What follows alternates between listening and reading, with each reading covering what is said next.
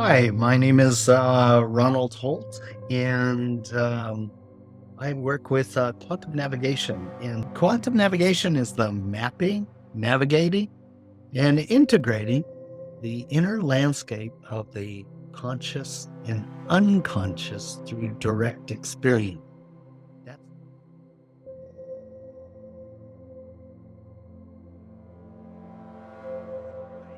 I found that I had to actually peer into the navigating and mapping out of my own inner landscape of my conscious and subconscious and through direct experience.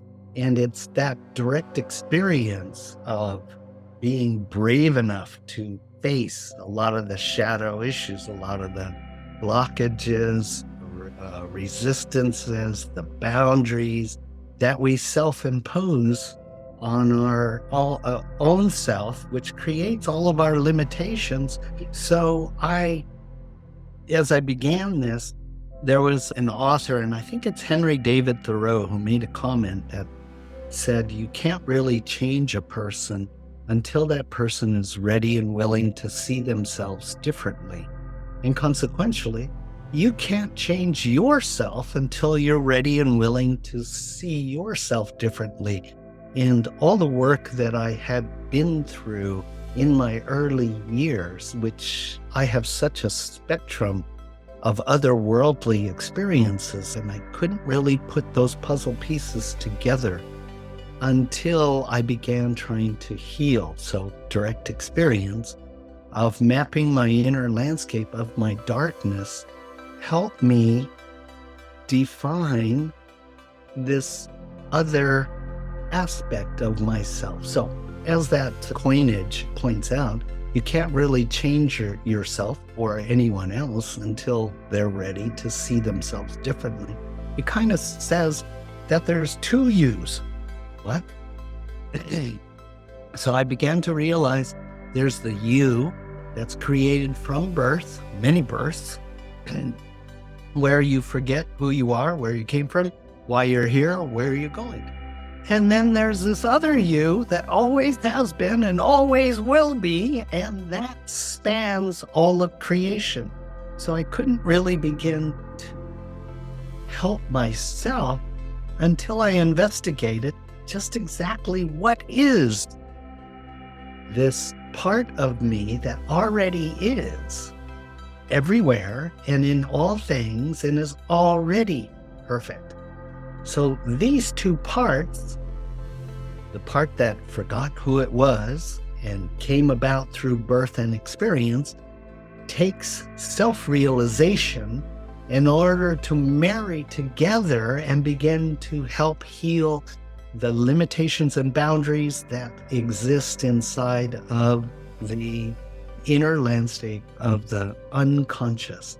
And the unconscious is where our deepest fears, our roots of unconsciousness, which begin with abandonment, betrayal, guiltiness, powerlessness, helplessness, hopelessness, neediness. And this is where codependency comes in, neediness, and all the way to nothingness.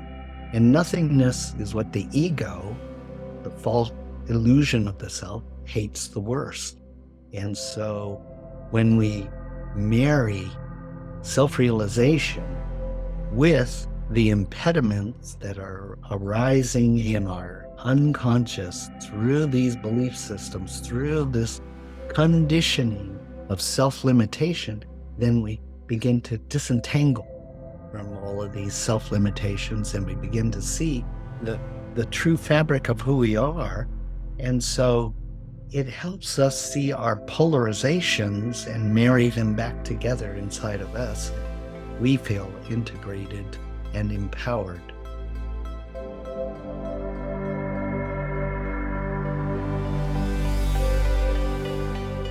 Well,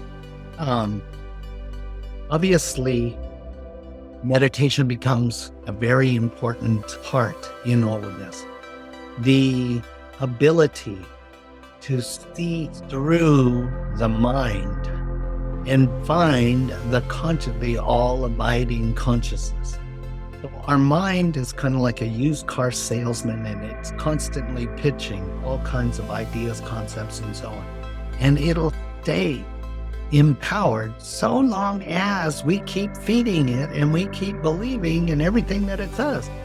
But in meditation, we learn how to turn the switches, levers, and dials to stop that mental merry-go-round, emotional roller coaster, and the used car salesman of the picture in our line.